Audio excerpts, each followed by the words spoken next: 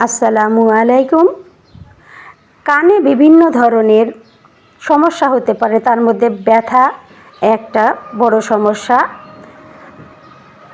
ঘরোয়া টিপস জেনে নিন কানে ব্যথার। কান সবসময় পরিষ্কার পরিচ্ছন্নতা রাখতে হবে। কানকে ভেজা ভাপ বা পানি থেকে দূরে রাখতে হবে, যেন কানের ভিতরে পানি না ঢুকতে পারে। শরীরকে পর্যাপ্ত পরিমাণ বিশ্রাম দিতে হবে। কানে যেন সরাসরি ঠান্ডা বাতাস না লাগে, সেদিকে খেয়াল রাখুন।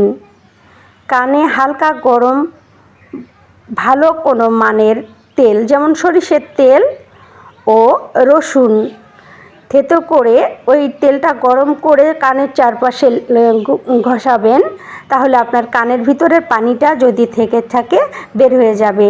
তেঁতুলের কচি পাতার রস ক্লথ ব্যবহারের কথা বলা